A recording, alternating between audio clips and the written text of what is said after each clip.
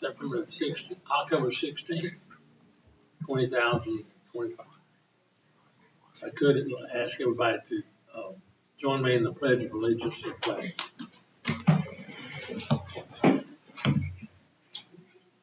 I pledge allegiance to the flag of the United States of America and to the republic for which it stands, one nation, under God, indivisible, with liberty and justice for all. Thank you.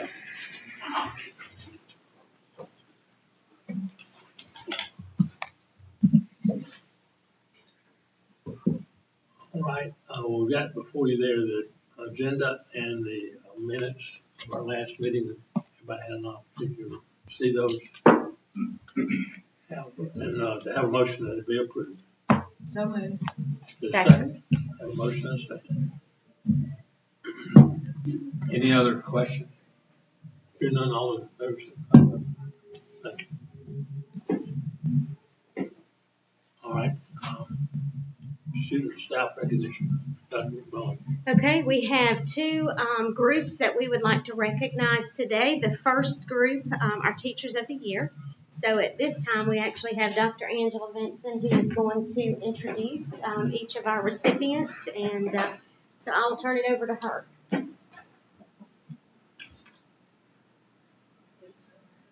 Yes. So I'm going to just load a little information about each recipient, and then I'll go on.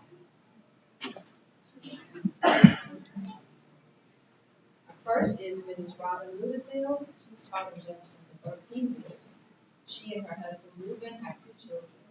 Caleb, a 2024 graduate of Jefferson High School, who now attends the United States Military Academy at West Point, and Coleman, who is currently a senior at Jefferson High School. Robin's life motto comes from Philippians 2:3-4. Do nothing out of selfish ambition or vain conceit. Rather, in humility, value others and love yourselves, not looking to your own interests, but each of you to the interests of the others.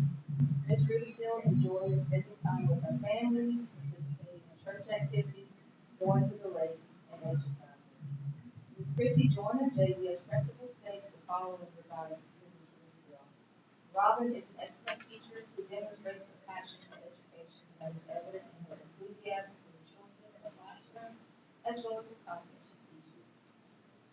Her dedication to making sure students are excited about learning is unmatched.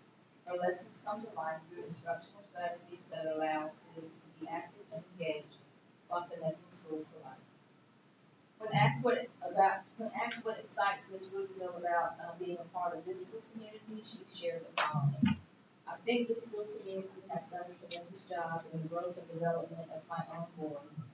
I want to continue expanding on that level of excellence by developing other children in the same way.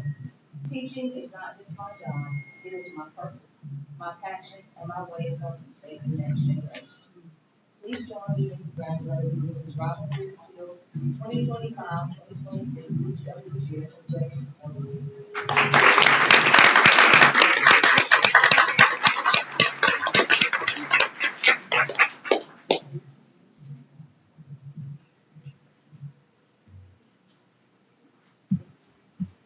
Next is Mrs. Krista Moore. Mrs. Moore began teaching in Jefferson in 2021. She and her husband Jeremy have been married for 17 years and have 3 children. Landon, a sophomore, Sea Dragon, and Brady, a freshman. Krista's favorite quote, everything in life is a lesson or a blessing. She loves coaching, watching all sports, and making flower arrangements for weddings. Mrs. Carol Landine, JMS principal, says the following regarding Mrs. Moore. What truly sets Krista apart is her extraordinary ability to connect with students. She has a remarkable gift for making students feel successful, regardless of their academic background or personal challenges. Her guidance transcends academic tutoring. She nurtures the whole student, guiding them to become not just better students, but better people.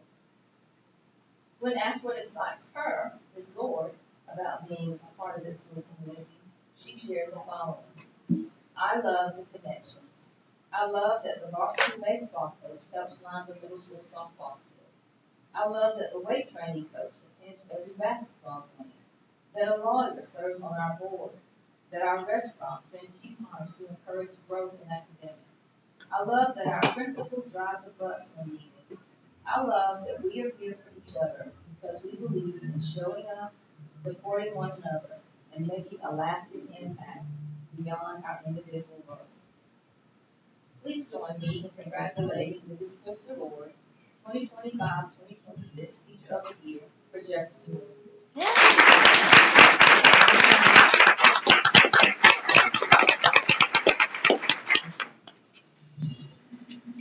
Mrs. Lauren Murtis has been teaching at Jefferson High School for 11 years. She and her husband Holden have been married for 7 years and have 3 children. Layla, 6, a student at Jefferson Elementary, Caroline, 4, who attends the Dragon Nest, and Avery, who is 6 months old. Lauren's life motto comes from Matthew 25:40.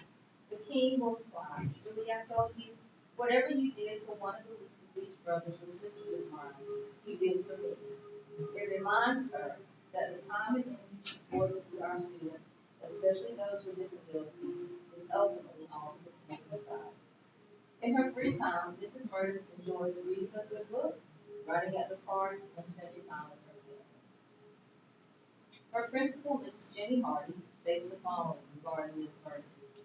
If you were to ask any person at JHS to describe Lauren, you would without fail hear the words student advocate. Her positive attitude and caring personality, even in the most difficult situations, shines brightly for all to see. She is a wonderful person who gives of herself without reservation to instruct, to guide, and to support our students. Lauren has a passion for helping others and uses her talents and experience to bring out the best in every student she comes in contact with. When asked what excites her most about being a part of this school community, Lauren shared the following. During my student teaching at JHS in 2014, I discovered something special about the Jefferson City School District. The level of community support and involvement in the school success was remarkable, creating an atmosphere where everyone felt like family. I knew then that this was a community I wanted to be a part of. Please join me in congratulating Mrs. Lauren Murtis, 2025-2026 Teacher of the Year for Jefferson High School.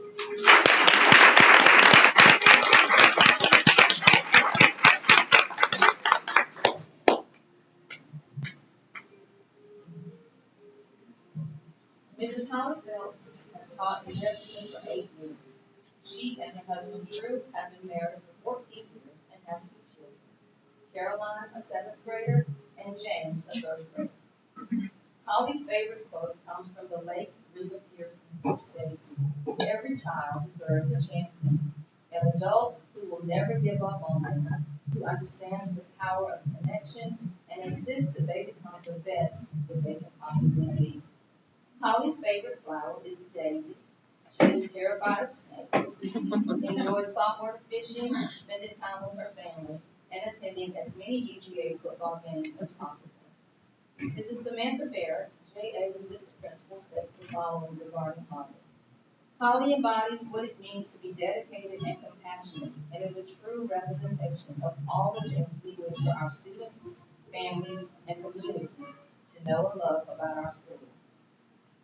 Holly's dedication is observed in her willingness to do whatever is needed to support the needs of her students. To say that Holly moves mountains in her classroom would be an understatement. She gets to know each student wholly, to know their likes and dislikes, what motivates or triggers them, and has identified the specific skills each student needs to work on mastering in order to experience success. When asked what excites her most about being a part of the school community, Holly shared the following. When I interviewed here, I shared that I wanted to be an assistant where I could learn and improve my skills as a teacher. One of the teachers on the interview committee said, "If you want to be the best, you have to surround yourself with the best. And the best is right here in Jefferson." She was exactly right. I have had the opportunity to work with some amazingly talented people here. Being surrounded by people who are the best at what they do has helped me learn, grow, and has provided motivation for me to constantly evaluate myself and strive for things. please join me in congratulating Mrs. Holly Phelps. She is the 2025-2026 Teacher of the Year for Jefferson Academy, and she is also the Jefferson City Schools District Teacher of the Year.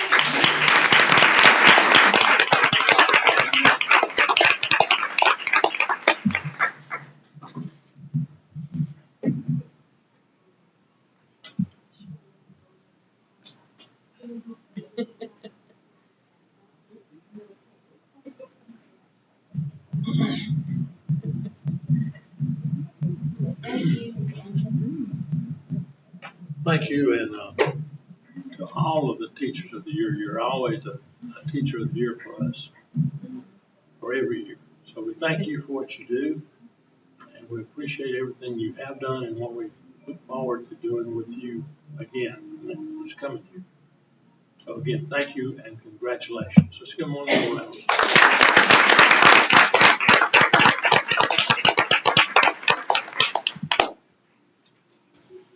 All right, our next group, we have Reach Scholars, and we have Holly McShane, who is going to help with this presentation, as well as Jenna D. Barker on behalf of the Jefferson Foundation, and I would like to thank Larissa Thompson for being here as well. She is our chairman of the board for the foundation. Holly, if I could ask you to explain what we're about to do. The Reach program. So today is a very exciting day that we welcome into our cohort group a new 25-26 group of Reach Scholars. And so Reach Georgia is a foundation that was initiated and launched around 2012. And the mission is to provide collegiate access and also to ensure post-secondary success for some of our most talented academic students across the state. So there are some pretty strict criteria on how we identify those students in the 8th grade. And then through community partnerships, such as mentoring and academic coaching, we work with those students to ensure that they have every barrier removed and that they have every success granted to them that they deserve once they graduate from high school. So if a student can make sure that they have no discipline referrals, have good attendance, and continue on with their academic success, then they are guaranteed $10,000 scholarship at the time that they graduate high school. And that's not including anything for Hope or Grant scholarships that they can add in and other scholarships that they can stack in on that as well. So the interesting thing about the Reach Scholar in Georgia, again, I mentioned it launched in 2012 and it sort of took a little time to grow throughout all of the districts. But once it did, it really took off. So about 5 years ago, Jefferson City Schools launched our first cohort. And the interesting thing about this is that many people ask me, well, where does the money come from for the $10,000 scholarship? So there are two state agencies. One is the Georgia Student Finance Authority, and the other one is the Georgia Student Finance Commission. And these two state agencies work together to use the Georgia Lottery funds and also state allocations, and that's what provides part of the funding for this student scholarships. But it also relies heavily on community partnerships, and it's a beautiful example of how many layers of partners that Jefferson City has and the investment and commitment that our community has in the students that we identify each year. So, for example, the mentoring partnership, it works alongside Legacy Youth Mentoring under the directorship of Lisa Stevens. And she provides all of our mentors, and again, these students have that support all through high school. But one of our incredible and vital parts is our partnership with the Jefferson Foundation. So one of the things that the Georgia Reach wanted to do is make sure that the districts really truly invest in the students, and so there's a requirement for matching grant funds. So they provide part of the scholarship, and then our local system is responsible for raising the funds to meet the $10,000 scholarship. And that's usually the most challenging part of having a Reach organization or a scholarship opportunity for a system. But thanks to the Jefferson Foundation, they have done a wonderful job of supporting us by matching those funds, but also being an integral part of reading of the applications and the interview process.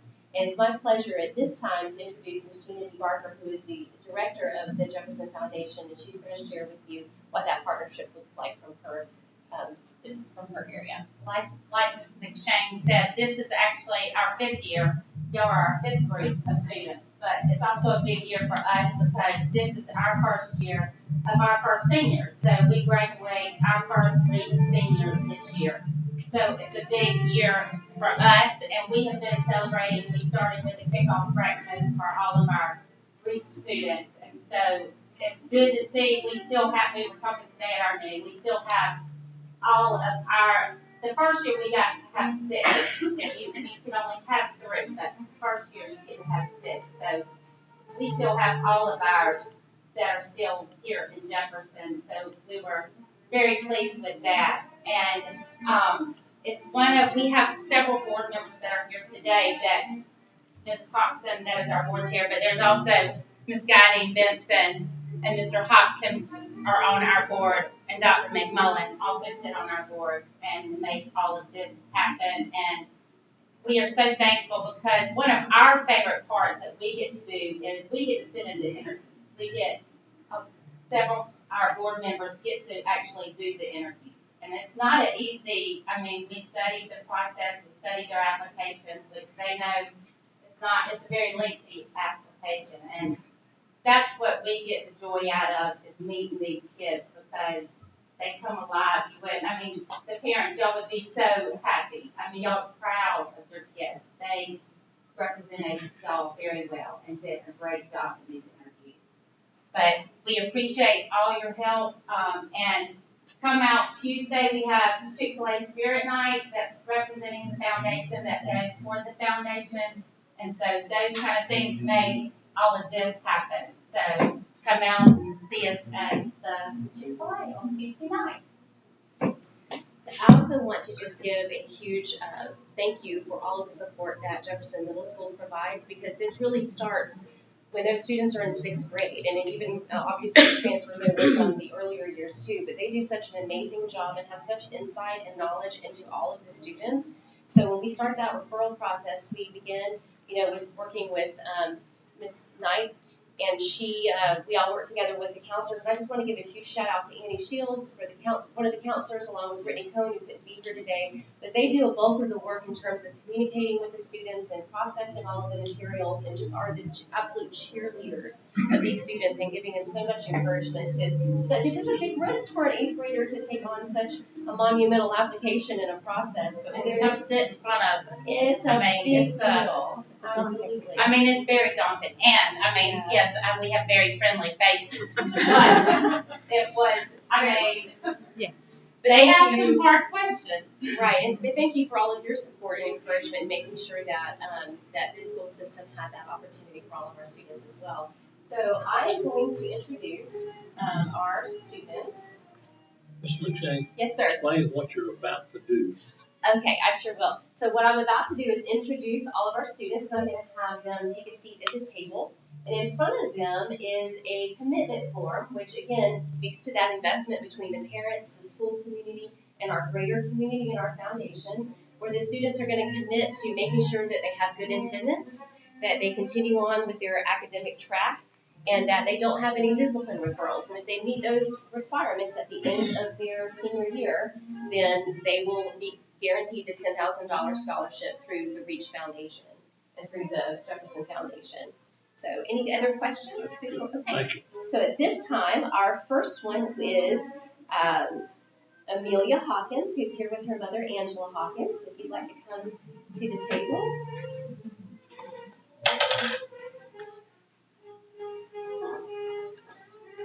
You can right over there.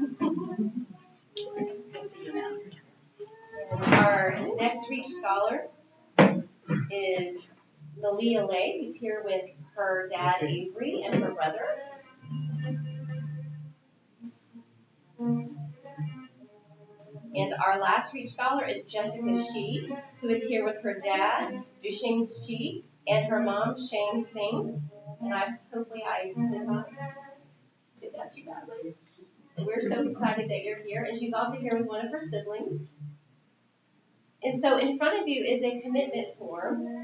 And at this point, I am very proud to introduce our school superintendent, Dr. McMullen, who's going to walk you through the ceremony for the signing of the commitment form. Thank you. All right, congratulations. And at this time, we will induct the REACH cohort of 2025-2026. REACH scholars, first of all, I would like to walk you through your obligations and responsibilities. The contract that you are about to sign requires that you maintain an overall 2.5 post-calculated GPA throughout high school, have good attendance, have good behavior and remain drug and crime-free, meet with your assigned mentor at least 8 times each semester, meet with your assigned academic coach at least 4 times each semester, attend REACH events, meetings, programs, and engage in activities for college, graduate from high school with your peers and acquire a diploma, enroll at a Hope-eligible college or university in the state of Georgia. REACH scholars, before we sign, please signify "I will" as I administer the following charges. Will you commit to keeping good grades, attendance, and behavior, meeting with your mentor and academic coach, and graduating from high school and college? REACH parents and guardians, will you commit to supporting your students as they progress through the program? Will you also commit to attending REACH events, meetings, and programs, contacting your student's academic coach or REACH coordinator if there are issues you believe should be addressed? And school system and community members, it is incumbent on us to affirm our willingness to support these REACH scholars in their journey to adulthood. Will you commit to supporting these REACH scholars with your time, talent, and treasure as they progress through the REACH program into college and the workforce? I will.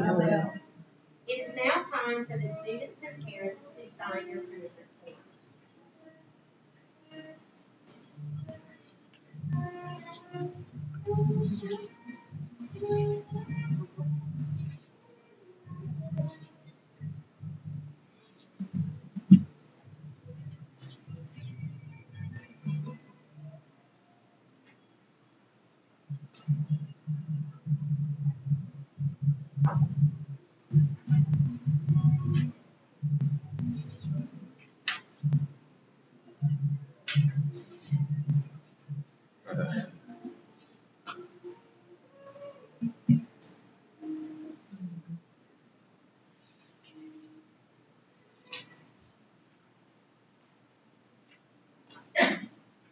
Please join me in congratulating the Georgia REACH scholars, parents, and guardians.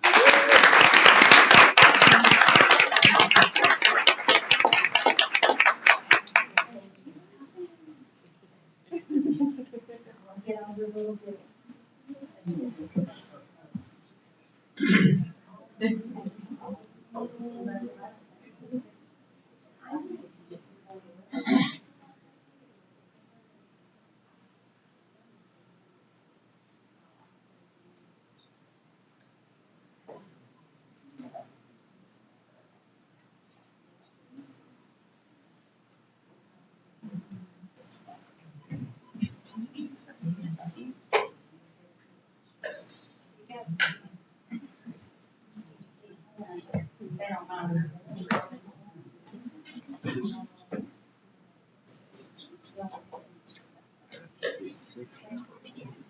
Congratulations.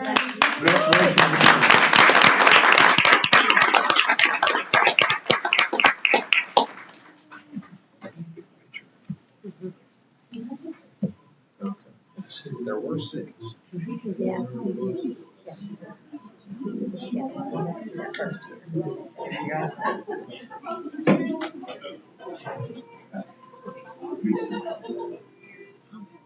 Mm-hmm. Yeah.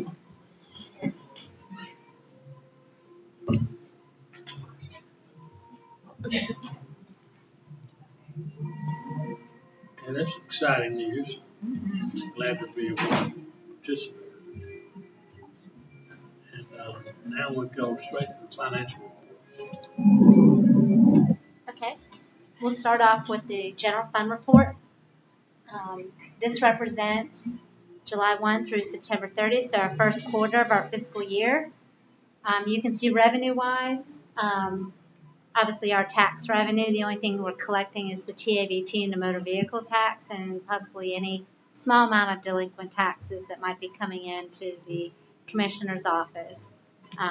Tax bills will be sent out, my understanding, this coming week, and the due date is December 20th. So be looking forward to those. Our expenses are listed below. You can see we're 23.7% year to date commitment, and our fund balance is $4,163,253. You'll see before you an action item to approve a tax anticipation notice, which basically is a line of credit to help us financially if we do not receive any advanced revenues that are being collected at the tax office, to help us bridge the gap, because, local taxes make up almost 40% of our total revenue for the year. So because that large sum doesn't come in until December, we have to kind of float ourselves along to that point and use our fund balance. So it's going to be a little give and go until we can get to that point. So you'll see before you an action later to approve that. Last year we did the same thing. We were fortunate that we didn't have to actually borrow the funds because we were able to receive some revenues prior to that December 20th date, things that were paid in advance. So it's to their interest to disperse those funds as quickly as they can, but there's no guarantee how far in advance entities will pay those. So I want to kind of give you guys a heads up on that, because each month we're spending around $1.8 to $2 million more than just our state revenues that we're receiving. So that's why that tax revenue is needed. Okay? Are there any questions on this report?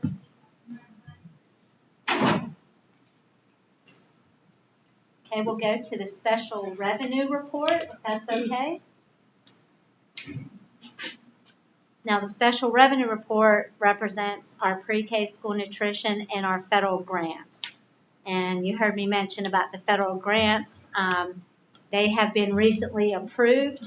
However, the revenues, we'll start seeing those in the month of October. So we're running, 2-3 months behind in collecting those revenue as we're incurring those expenses. And those are guaranteed, so the shutdown should not impact those funds. So if you have a question about that, those funds in particular are not impacted, and they have been released. So, like I said, if you have any questions on these, I'll be happy to answer those as well.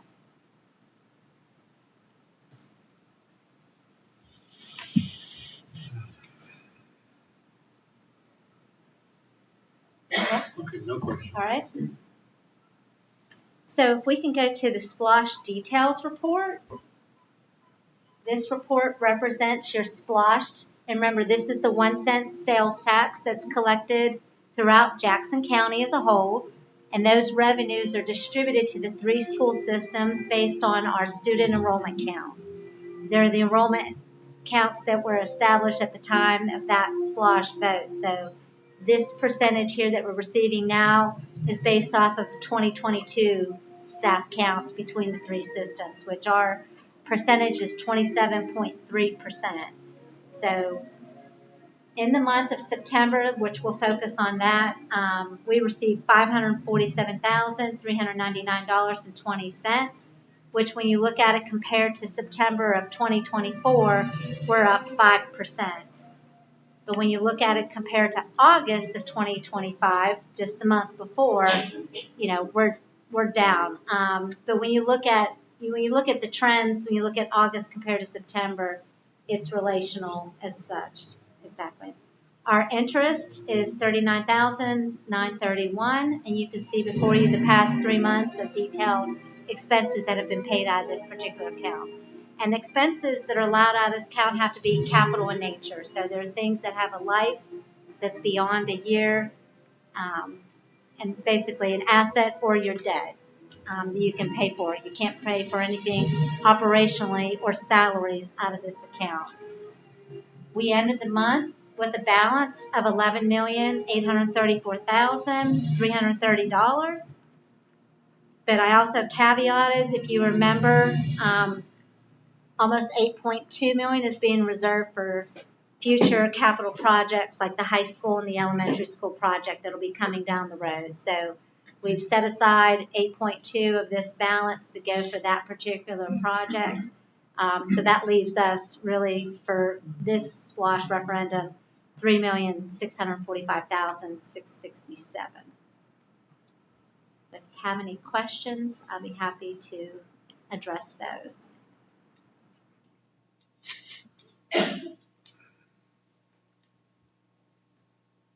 I'll say this, seeing the Sinlom final payment over at the academy, if anybody has not been over to the academy, it looks fantastic. There in front. Yeah.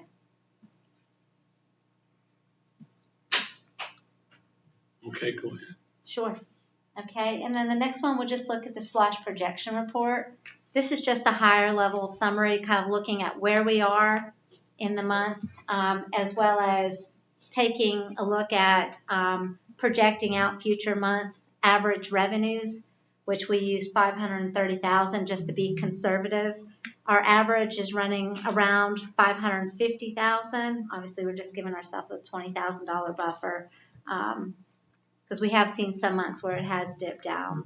So, and like I said, we do pay for some debt out of this particular funding area, which that's for the 2018 PBA debt.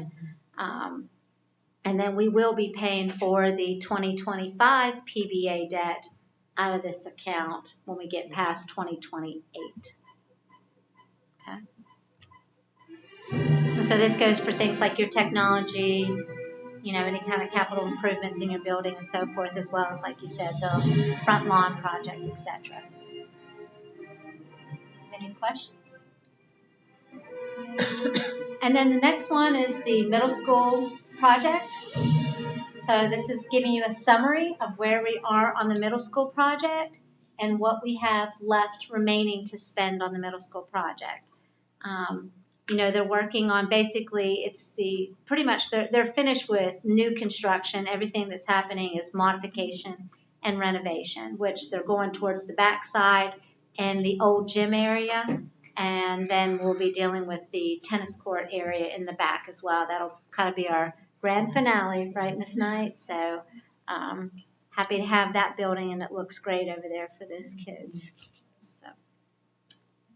So anyway, this gives you a status of where we are in that particular project. Okay. All right. And then last but not least, the PBA account. So we are paying for the rest of the middle school project out of the 2025 PBA funds. And you can see before you by project of how much we're paying and what we've paid each month. We've also paid for the daycare modification and renovation on that particular project as well. And we made our first debt payment for that bond. So our balance in the PBA account is $84,446,455. If you have any questions, I'll be happy to address those. And just explain what we're going to use that, what we're going to use that money for. Well, the biggest project obviously is going to be this high school project, which we met with the architect and contractor today. We'll hope to have some firmer information on pricing of the facility when we get to probably about February. The first thing on that project will probably be out front towards the parking, and there's going to be site work, of course. That'll have to be done first. So, and then the actual construction will commence.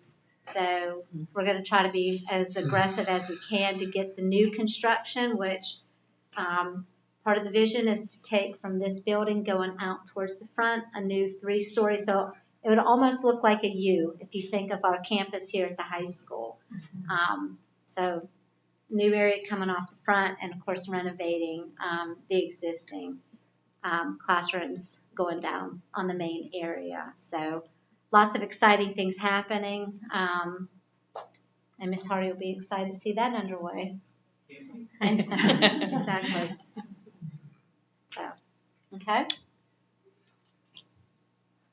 And last but not least, the utility analysis. This is where we take a look at our utilities each month. Make sure things are kind of trending when we're looking at historical information. And nothing really jumps the track. Other than, we looked at, we were following things at the middle school, and the reason why the middle school's down from the year before is that we had all that new construction going on. So we had water usage going towards the new construction, block, bricks, so forth. Obviously that part's complete, so that's why you see the water usage actually decrease at the middle school itself. And the high school downturn is, we had a leak that we were dealing with the prior year. I think Russell will attest to that. That was ongoing, so that's the reason why we're decreased looking at the high school. So, but other than that, everything looks okay. Do we have any questions about the utility report? All right, hearing none, thank you very much. And I guess we'll just go on to transportation. Let's see our bus driver. Hello, everyone. It's good to be here again. Fuel for this month. Make sure I got the right thing here. I printed the wrong copy, but I got it. Thank God for electronics. The fuel for this month was $19,441.42, up $961.81 from last month. Diesel price was $3.51. Gasoline price $2.89, and propane $2.65 a gallon. Bus service and repair $6,057.55. That's up $1,133.50 from last month. And I listed several other buses that we did some major work on for you all there. The total cost of operations was $25,498.97, which was up $2,095.31 from last month. The department personnel, we're still running with our regular personnel. We are in need of one sub for sub driver position, but other than that, we are good with our staffing. The bus routes, we're running 18 regular routes, 2 sped routes, and 1 GNet route that we're running monthly. Field trips for September were 59, and right now on the books we have 40 that are listed, but that always grows, so it'll be more than that. I have no recommendations for this month. And the transportation updates, we have installed all of the REI camera systems in all of the buses. We're still getting used to the new technology, but it's working very good. It's keeping me from having to go out and pull hard drive. So I'm thankful for that. Next week, October the 20th through the 24th, we'll be having National School Bus Safety Week, and that's the time that we take an opportunity to appreciate our bus drivers and our monitors. So if you will, do a shout out to them. And then also this year, an update that I wanted to do. I want to do a shout out to the Jefferson City School students, because this year we're entering the top 3 artist posters, and we're going to submit them to the state, and they also have an opportunity that they could go to national and get national recognition.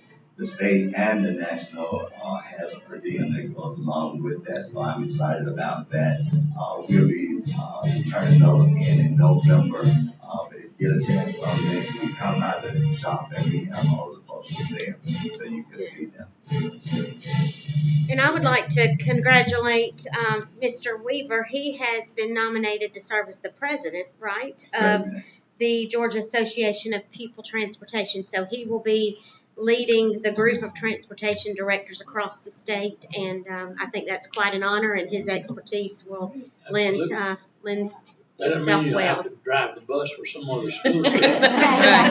No, actually, I'll be working with the executive board of the Georgia Association of Group Transportation. The boundary is another board that handles the finances and makes sure that the association is always, able to handle and do the events that they do every year. Every year, we do a summer retreat for all the bus drivers and staff. And then we also do a retreat also for mechanics. And so this year we are also starting a school for all of the transportation directors, so directors can become certified. And so me being a part of the boundary board, I'll be just making sure that the state have enough money to do all of those things. Sounds good. Okay. Congratulations. Thank you. Very prestigious position. Mm-hmm. And let me ask, I see you've got up here about the propane cost. How is the propane buses working out? The propane buses are working excellent. We haven't had minimal repairs, and all the repairs that have had to be done, they are taken care of because everything is under warranty. So Yancey is working very close with us, but we haven't had any problems. All of the drivers are satisfied and pleased with the propane buses, as well as being able to fuel on site. That has been a great opportunity for them, and they are enjoying having that ability to do that. Very good, thank you. I was just wanted to make sure everybody had an update on how the propane buses were working out. Yes. All right. Anybody have any other questions? All right, here's none. We'll go right on into the instructional program report. Dr. Hicks? Yes, sir. Is that you? Yes, sir. So I just have listed for us here those teachers of the year, Robin Rudisil, Holly Phelps, Crystal Lord, and Lauren Burtis. Obviously, 4 of our finest. So happy that all of them were able to be here today. Next, you see our SAT and ACT scores for the class of 2025. You will notice the first column, which is supposed to be in gray. You can't really see it up there, but those are the mean scores for the state of Georgia. And the column on the right, which is the blue column, are the mean scores for Jefferson High School. And I've given you the last 3 years worth of data. At the bottom of each chart is the most recent one. And then, of course, in the parentheses, you'll see that for the SAT, our district was 10th in the state. That's out of all the districts in the state of Georgia. And that's, about 182? 180? Depends on how they count the school for the depth. Okay. And then for the ACT class of 25, you see that they were 6th in the state of Georgia. So we were really proud of that. Below that, I just have our high school graduation rate, and I'd like to kind of remind you about how that's calculated. It is the number of students who graduate in 4 years with that high school diploma divided by the number of students who form the adjusted cohort. And the adjusted cohort is, if you think about at the beginning of the 9th grade year, those students entering form a cohort, and then to that number you add in students who transfer in and subtract out the ones who transfer away, and that's how you get the calculation of our graduation rate.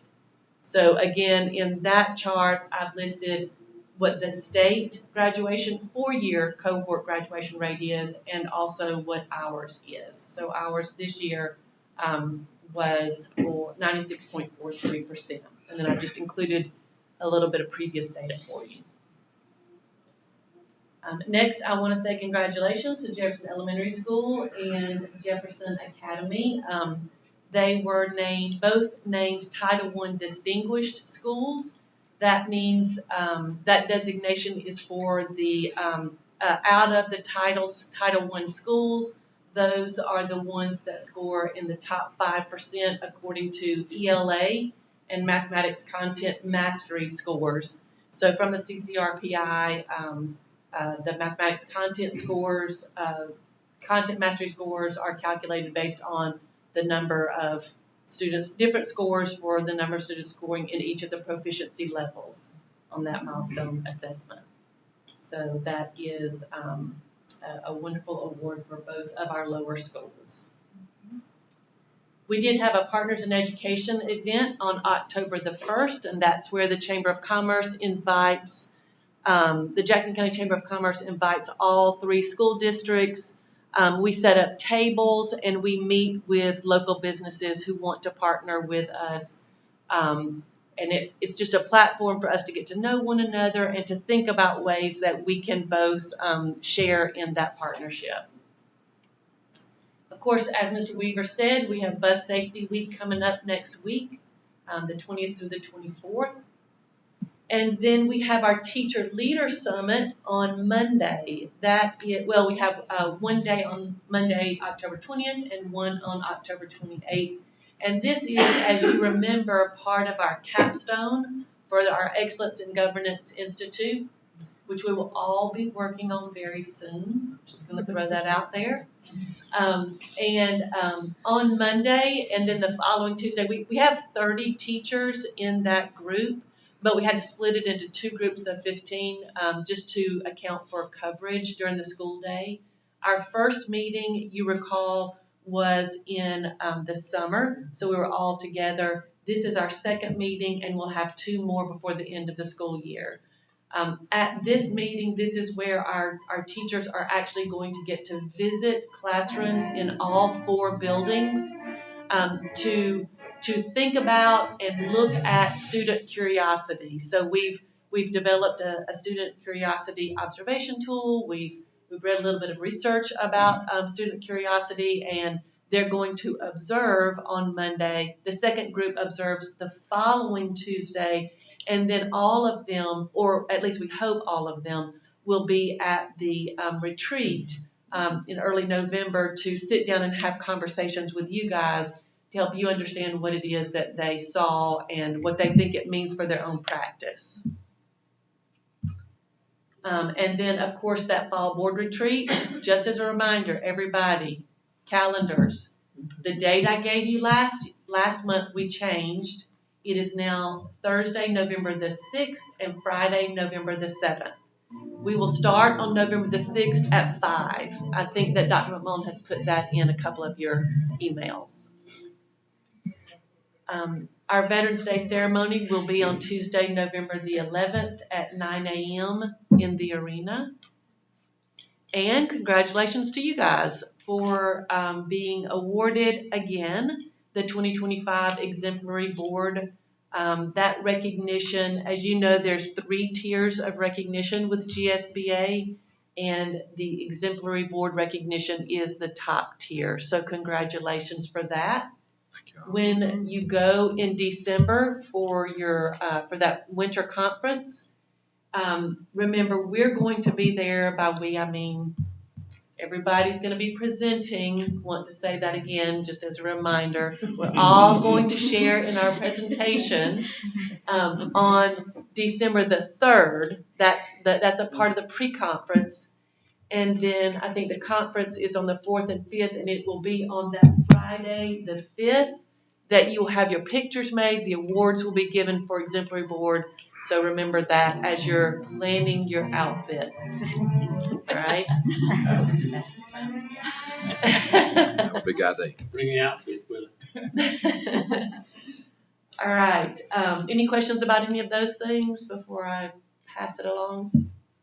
Ms. Story, technology. Things are going well in the technology department. Julie Nolan took a group of teachers today on a visit to second year high school, and that high school was the first AI-themed high school in the nation. So she took a few teachers out there to kind of get some ideas and spark our journey on how we're going to integrate AI in Jefferson schools. Is that all you have? Is that all it is? Okay.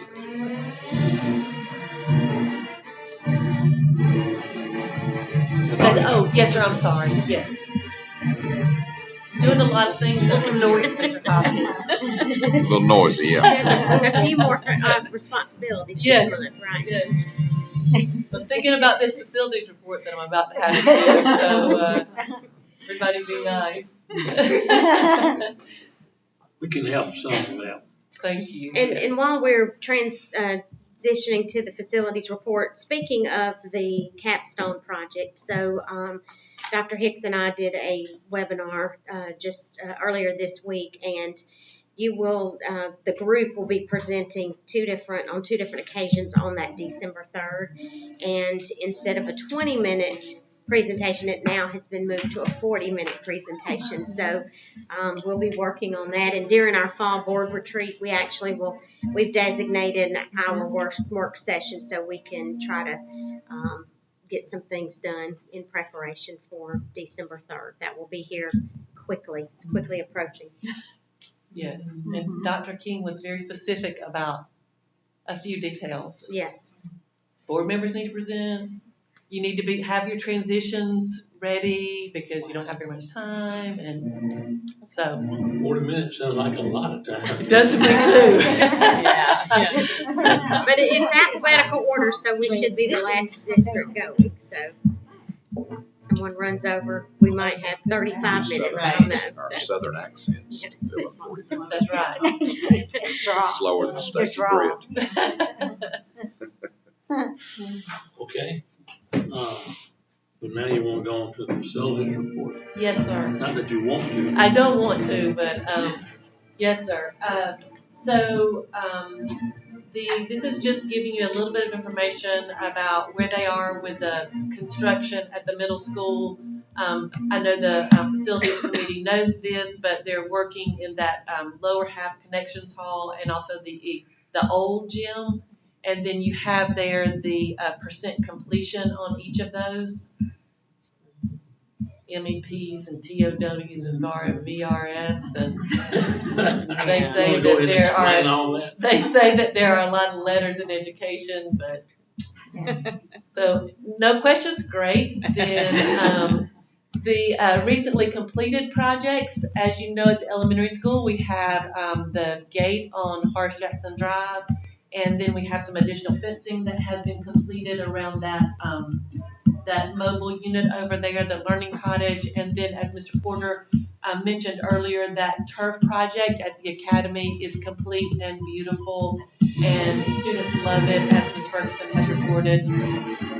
At the high school, that rear parking lot, we call it the cage parking lot. It has been turned back over to us from the city, so that's good to get our faculty back there being able to park in it. And the facility renovations at both the baseball and softball complex have been completed as well.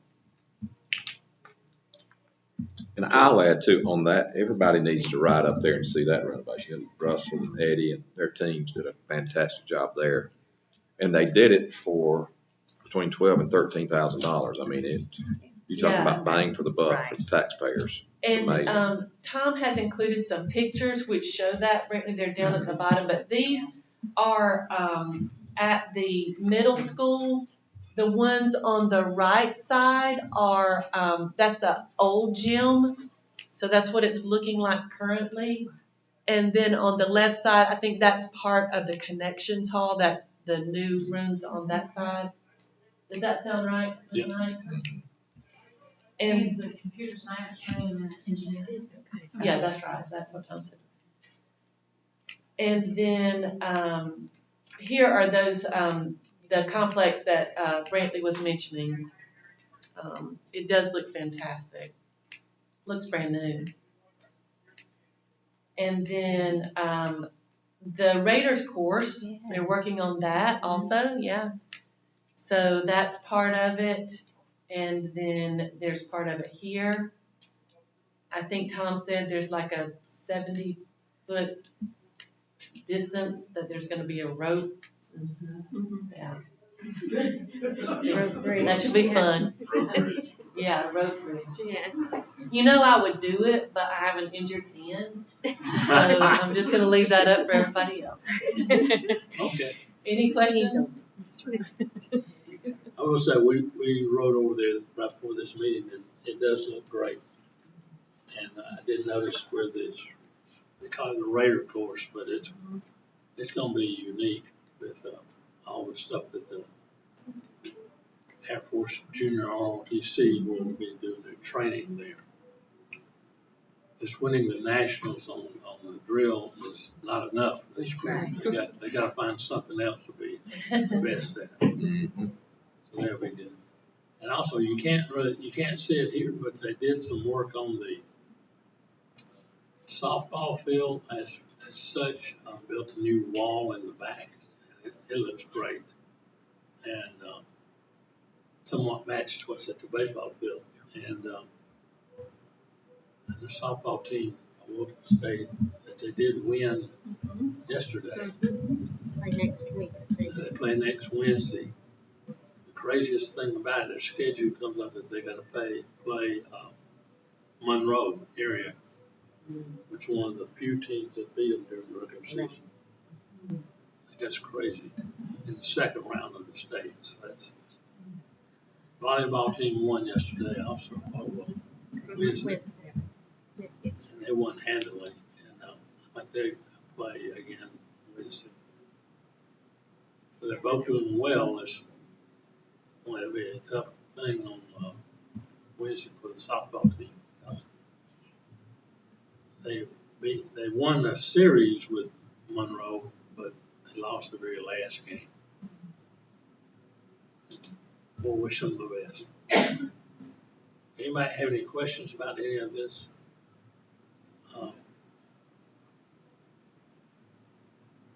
It's looking really good, and relations. I can ask Miss Knight about it. She can tell me now or later. I said you can tell me now or later about the construction. Do you want to talk about it now or you want to talk about it later? Sure, I don't mind either way. We are absolutely loving our new building. Kayson's done an excellent job of communicating with us. I've walked through the gym area. I cannot wait to be able to have us move into those areas.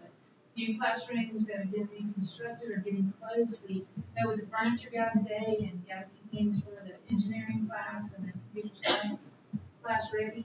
And we are loving our media center. Oh my goodness, we have book fair set up. We've had, I think I talked about the skating thing before. We've had our social studies, our sixth grade social studies classes under the leadership of Sasser Connor have been doing some amazing podcasts and getting things ready. And Wendy has, it's fun. It's fun.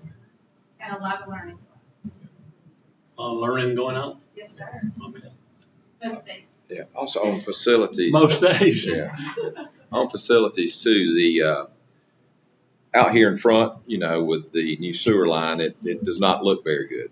So as soon as we discussed it today, as soon as Craig Buckley, the architect, gets some plans to us, we plan on getting a sign out there to let people know that that's not going to be the way it's going to look for very long. So, it's really good. Once there's going to be walls built there down towards 129 once we expand the parking lots, and it's going to look really, really good. Really good. Okay. Anybody else have any other questions or comments? Just, I have a maintenance update. Maintenance department, the past months has been catching up and taking vacations, so. More taking vacations than catching up, I think, but we have spent, 1 week just servicing air conditioning, so we gotta catch up on that. The seasons changed, the temperature drop on the weather always is a plus for us. Gives us a little bit of a breather to get ready for cold weather. We got a lot more air conditioners now to take care of than we ever had. Yeah. And you're getting more. Now we get more. Anything else? All right. We'll move right on to action items. Approve board policy IBV. All right, this is a policy that is required for, based on new state law. It's a timeline for charter school petitions, and this is a policy that we did not have in place, so we were required to have the policy available to lie on the table for 30 days. We received no questions, comments, and so I would like to present this to you for your approval today, so we will be in compliance with state legislation. Okay, you have that before. We actually went over this 30 days ago. Yes, that's right. More than that, really. Right. But to have a motion that it be adopted. So moved. There's a second. I got a motion and a second. Now, is there any other questions? Do I have any questions or concerns about this? All right, hearing none, we'll call the question. All those in favor signify with the uplifted hand. Thank you. Okay.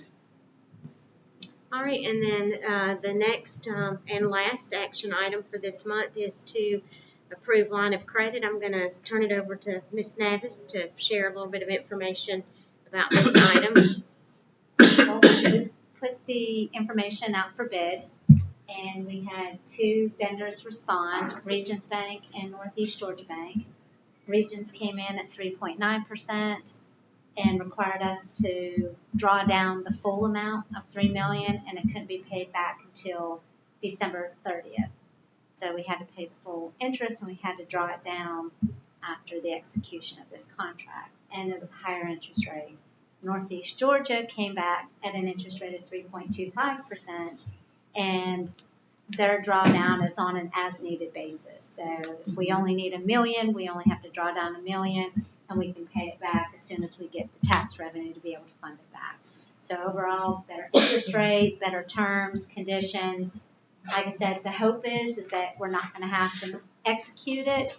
However, there is a possibility, and we just have to have these funds available on hand if the need presents itself to do so.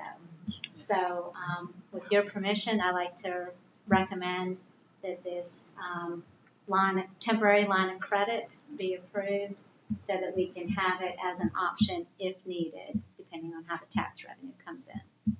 So. All right, you've heard the request from Ms. Navis. She wants a little money in the bank account to write the checks, I think. So we'll make that happen until the tax revenue starts to come in. And this will be paid back with the tax revenue. That's right. Yes, sir. If we borrow any. To have a motion that we accept the recommendation and enter into the line of credit with Northeast Georgia Bank. So moved. I'll second that. Motion and a second. 3.25. We welcome Mr. Porter. All right, you've heard the motion and the second. Is there any other questions? Hearing none, all those in favor signify with that. Thank you. All right, that's all I have. And I did anticipate having those intergovernmental agreements with the city of Jefferson, but I did not receive them until later this afternoon. So we'll either have to approve them next month, or we can do a call meeting if it needs to be approved prior to the next board meeting. You might want to refresh the recollection of what those are. We have 3 intergovernmental agreements with the city. The first one is involving the natatorium. And so we had reviewed, they sent us a draft document that was actually drafted by the city attorney. They have sent that to us for review. We sent back with some feedback and asking them to make some adjustments in terms of the practicing in the afternoon. Also, financing when we host meets. So we're kind of working back and forth with that. The second one we had with the school resource officers. We have decided to locally fund 200% officers in this agreement for this year, as opposed to the 100%, and then 2 will be 80-20 split with the city. And then the third is the facilities use. So the use of facilities with the Jefferson Parks and Recreation. So we have specified and outlined, we did add an attachment to the document of which facilities the Jefferson Parks and Recreation Department uses of ours and which of their facilities that we use, so that we think it's just good to have all of that specified. Those will be reviewed on an annual basis and make adjustments as necessary. I have been working with the city manager to get these ready to go, and I just received them, about an hour before the meeting, so I wasn't able to add them, so we'll have them available for approval next month. Okay, is that all you have? Yes, sir. All right. The next thing on the agenda, we have parent feedback. Dr. Paul Gannon, I think he wanted to appear. Yes, sir. Well, my name is Dr. Paul Gannon. Won't you just come right up here, sir, and Yes, sir. you can stand or have a seat right there in that first chair. Either one you want. I would too. Well, my name is Dr. Paul Gannon. I'd like to start by just thanking you all for all you do. We have an awesome school system here, and it sounds like a lot of these concerns are already being addressed as far as growth and things. I guess my problem originally started. Well, a concern was brought to me with a lot of parents. I have a lot of patients that are teachers here, things like that, and I always like to talk and ask how things are going with some recent changes we've had. So I guess kind of summing up the concern from what I got from a lot of the parents is they believe joining opportunities for parent involvement combined with new and challenging curriculum are leading to frustration and failure. This is fostering a sense of separation, disconnection between parents and kids. A good example of this would be the fourth grade field trip coming up to, let's see, where is that? Rock Eagle. One of the concerns was space. I know they're not allowing any parent chaperones, which was a concern for my wife and a lot of other parents. In my mind, the parent is the biggest advocate for the kid. So, it always makes us feel better when some parents are involved in these school trips that are outside of the city. Just to, have some advocates for the kids there. I know I would trust my daughter being there a lot more if I had a parent that we knew, we don't like our kids going to strangers' houses. It's the same thing. These parents are probably volunteering their time with the kids, where people from different parts of the school system, these people are being paid to go there. So it's, it's a totally different motivation. We just like a little bit more of a parent involvement, things like that. And we used to have a little bit more opportunity, and it seems like that's kind of dwindling down a little bit. A lot of that's probably growing pains. It seems like we're trying to fix that with new buildings and new additions. Things like eating lunch with the kids. I know Jackson County lets their parents eat lunch with the kids every so often, and one of the concerns I talked with Dr. McMullen, not a whole lot of room to make that happen right now in our current school system. So there were just some main concerns I wanted to bring up. Let's see. One idea I had, if we were to allow parents into schools, background checks would probably be a good idea. I know a couple of years ago, the PTO was able to go in the school during school hours to help the teachers with copies, to help them with any issues they had, just knocking out some of the busy work for the teachers. That was very helpful, and I don't know why that change happened to where the parents can't go to the school during school hours. So that was a concern I wanted to bring up, and it wasn't a concern that I just had. It was a lot of other parents that I've talked to, so just kind of advocating for them as well. So that was kind of the main concern I had. The other one, and I did post on Facebook, just on my private Facebook, hey, we're considering homeschool.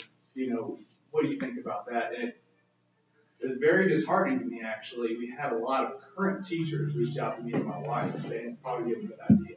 And I wanted to inquire why they would ever say that. Because we have a great school system, your numbers look awesome, our SAT scores, ACT scores, all that looks fantastic. But as things change, we have to change with the changing environment. Let's see, I have some direct quotes from some of the teachers. This came from a teacher. I want to keep them all anonymous just because some do still work for the school system. This is particularly about the wit and wisdom. That's been a main concern from a lot of the teachers that I've talked to. This is a quote from her. She says, I feel like a babysitter now more than I ever have as a teacher. Some kids need A, B, and C, while other kids need D and E type of teaching. And Wit and Wisdom requires us to teach the kids all the same. And I went on a couple forums and things for teachers, and it seemed like that was a very broad concern with the Wit and Wisdom program. So I wanted to share that with y'all. I don't know if the teachers are as open with y'all as maybe they are with some of the parents, because they also got to protect their job, their income, they have kids they have to take care of. So the Wit and Wisdom has been quite a concern for a lot of parents. Just like the books that the curriculum recommends. I know there's a book now. I wish I knew the title of it. It's about a boy. His parents are going through a divorce. He's contemplating suicide.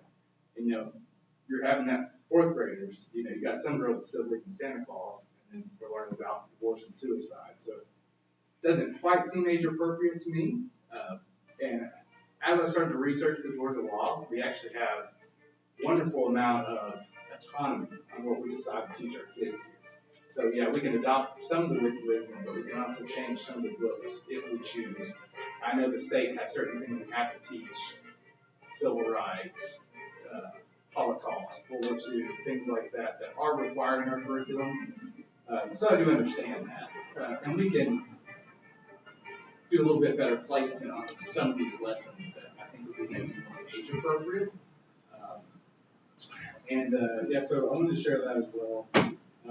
Let's see, the forum said some of their examples were the education seems scripted, no flexibility, kind of a one-size-fits-all type curriculum.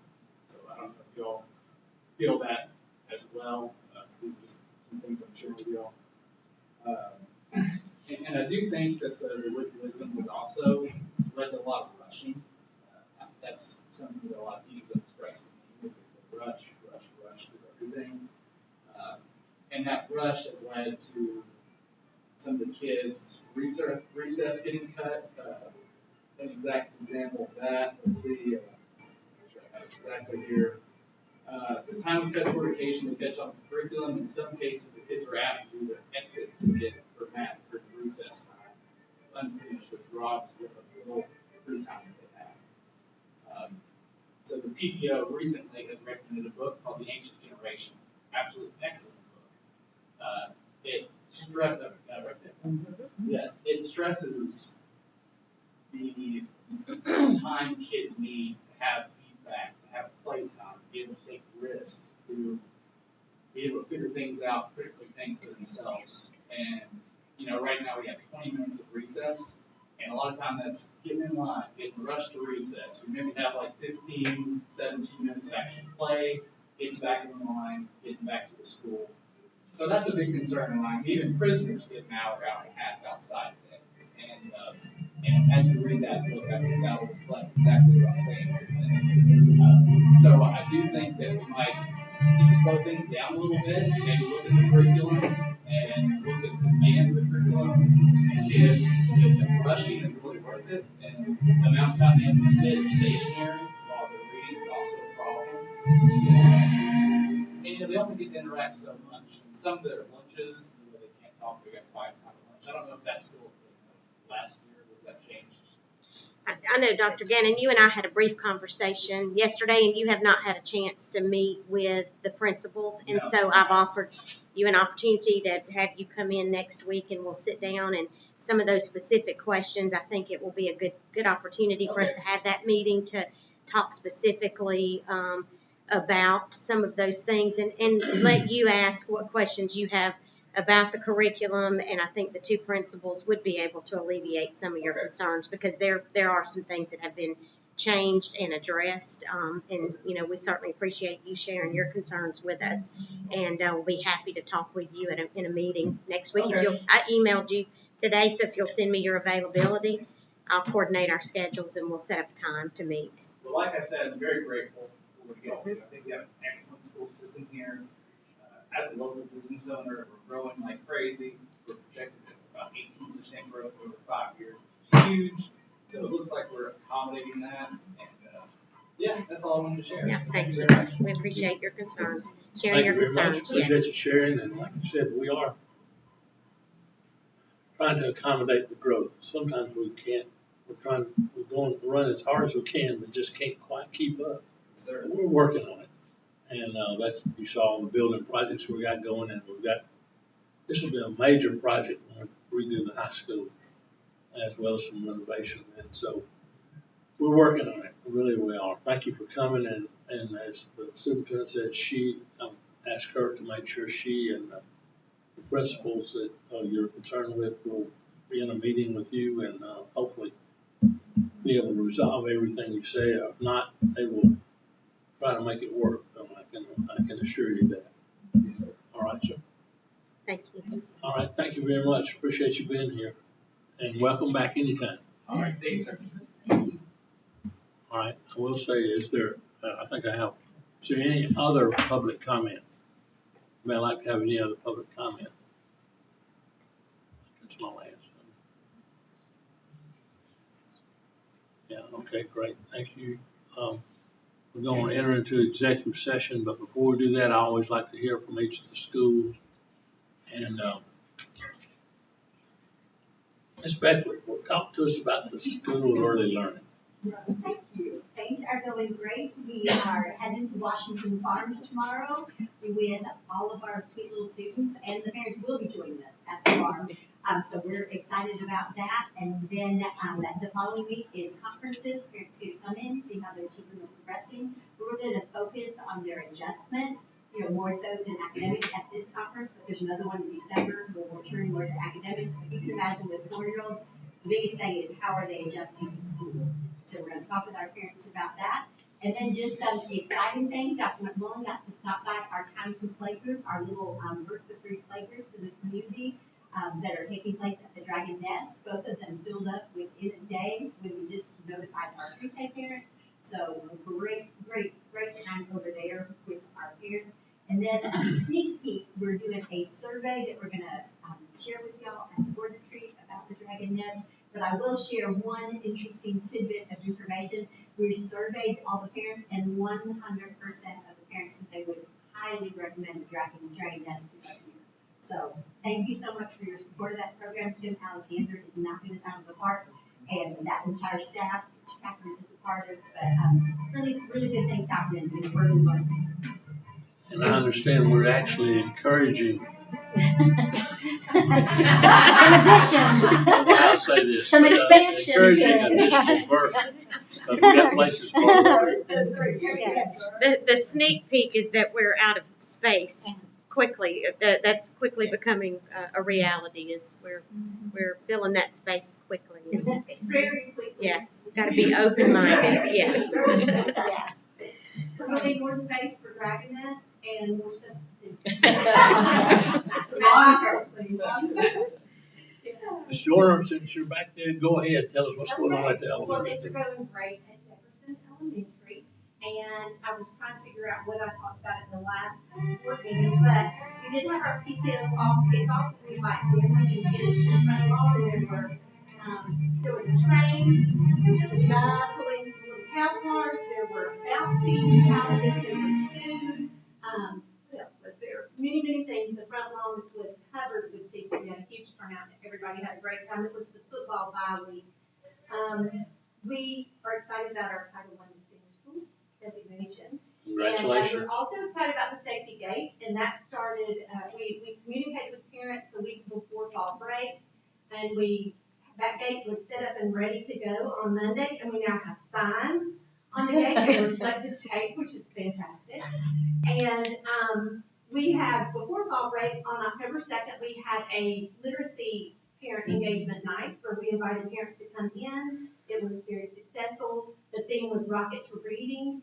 The focus, it was grade level based, so we had teachers volunteer to come in. They had literacy activities and games that were rocket space themed. So they had things like they would dig through moon rocks to find rhyming words. They made astronaut headbands and did readers theater. They had a lot of fun that night. We were excited to have families together in the school. Teachers wrapped up parent conferences. We increased our number of parent conferences this year for the first time since COVID kind of shut everything down. So we've had, we're planning to have 100% is our goal of parent participation by fall break. Teachers have 3 weeks. They worked really hard to schedule conferences before school, after school, and during their planning period, which allowed them for one conference during their planning time, because that's not very lengthy. And they wrapped those up. We have a few teachers that are trying to reschedule with parents that couldn't come, so we're very close to 100% there. And the teachers have been working really hard getting aligned with 13 classrooms on 2 grade levels and 14 on another. Just having them finding time to collaborate and have conversations about the implementation of the new curriculum, getting everybody aligned, getting ready for progress reports, which go out next week. So we have a new standards-based progress report, and then way of reporting performance levels, and we're excited to get it easier for parents to understand. And we have a bunch of literacy on the lawn coming up next week, so we hope we have the same weather that they've had this week. Yeah, have good weather. Yeah, you hope. But we hope we can squeeze all the cars in. They have pre-K parent conferences and bunch of literacy on the lawn, and we're just gonna get them all filled in. Right. Miss Fergus. Annette's gonna direct them. Well, I know we've already talked about the turf, but thank you again, because I know that our last year's Dragon Fit money went towards that, but thanks to you, we were able to cover a lot more space. And it has been enjoyed by children, parents, teachers, everybody's loving it. I know some of you were over there earlier, and I was mentioning that the kids will go out there at recess, and a lot of times the girls will just play on turf in the sun.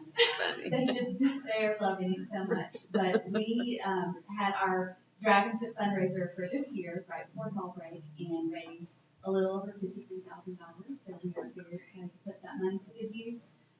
Working on some accessibility on one of our playgrounds, and then also purchasing some more equipment for recess for all of our students to just make the most of that time. We also, as Ms. Miller mentioned, we did have our picture book picnic this week, Tuesday, Wednesday, and Thursday. Thankfully, we did have beautiful weather. We had wonderful parent participation, and it was great to just see those parents sitting on the lawn, reading a book, enjoying the sunshine with their kids. It was really nice to have that this week. And then we also have started our parent conferences. We are conducting them from fall break to Thanksgiving break. We're going to just some time for some of those conversations are a little bit longer. We'll give them some time to get those in, and we're having the parents that need it, and just getting to know what they're considering in the classroom. Well, I will say you have a beautiful carpet out there. Yes. And I got to sit on it for the picnic. It was nice. And, you know, I brought about 5 books for the 3rd grader to pick one. He chose the one that Brantley Porter put together. We believe about football championship. So, but we enjoyed it. It's got a lot of pictures. I think it was supposed to be a picture book, so. Yeah. We'll sign Brantley up as an author for the Friday on the Field when we start that maybe next summer. So Sure. Friday on the Field, you can read to the kids. I'm all over that. Maybe they didn't bring blankets to sit on at your building. Miss Joyner's gonna require them to bring We some. do allow dog walking in our. Is Miss Hardy, you hiding back there? No, sir. Okay. Oh, not on purpose. Not on purpose. Fire away. What's happening at the high school? Thank you all so much for the support on Scholarly Exchange. I was afraid Saturday there might have been a flood out here with all the tears of saying goodbye. It was a great training. And I've gotten probably a dozen emails since, can I please reapply? Not reapply, apply, because the deadline had already ended. So this is Scholarly Kids being here sparked a lot of interest. So thank you all for the support on that. Powder Puff tonight, if you want to go see some girls play some flag football, please come over to the, When did the Scottish, when did they leave? last Saturday. Last Saturday, okay. Yes, sir. And then, and both of the chaperones were last minute sort of chaperones, but they did great. One was their principal, or they call it. Head teacher. Yeah, but yes, it was, they love University of Georgia, so they can come back anytime they want to. If if you're not getting enough band right now, next Tuesday there's a band concert. So right here at 7 I o'clock. think we've heard it all. We don't have to go to the ball game to hear the band and halftime. We know their show. Our one act competition, which y'all know is a GHSA section event, starts tomorrow at 7 o'clock and runs this weekend. And then I think she's got a couple weeks to refine for the actual competition. And like you said, volleyball and softball are winning, and we got to play Saturday with volleyball, and if they win, both teams will play next Wednesday on the same night. So, and once it gets Monroe, which is crazy, like I said. So, and then JRTC has a Raider meet at Elbert County this Saturday. So I know they're really excited about getting this road course for me and Ms. Dr. Hicks to experiment. They're getting excited. So thank y'all for that too, because they're deserving program. Yes. For shining and what they do. So I think that's all I have. Very good. Thank you. Thank you. Miss Hicks, how's it going at the lunchroom? As we move into our holiday season, we are very excited to do our annual Thanksgiving dinner, and then we're going to be doing a Christmas dinner again this year. We started ordering for a Thanksgiving dinner, so if you guys want to come grab a plate, great. And we are kicking things off with a Halloween celebration on the 31st of this month. But other than that, things are moving right along. We'll be moving into our winter menu here in November. So I'm excited to hear some student feedback about that. All right, well, thank you.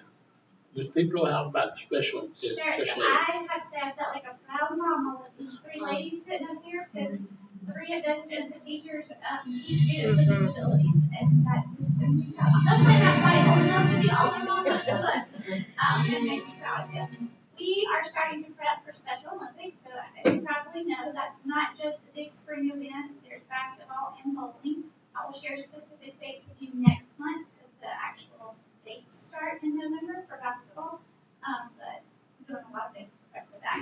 And then, as many of us do, I don't only wear a special education hat, and I thought I would bring this, just highlight this, that like the surrounding districts use mindset safety to train and support their staff.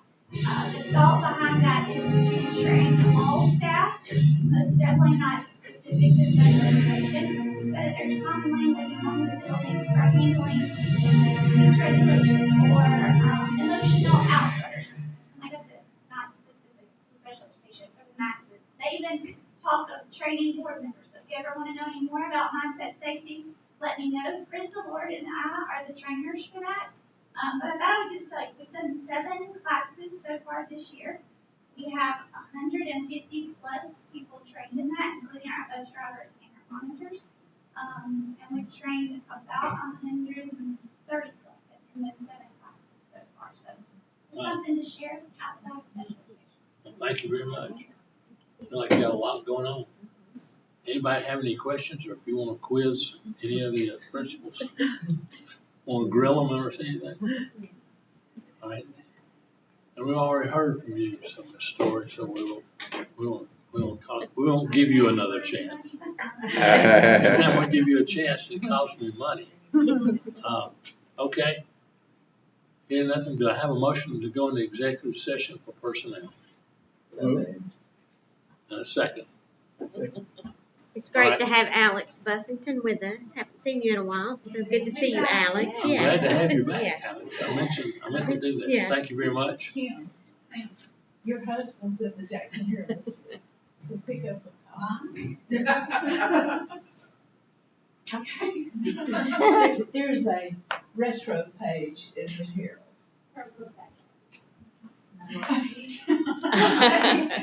All right, do I have I've got a motion and a second. All those in favor signify. Thank you. Thank you all for being here, and come back and see us.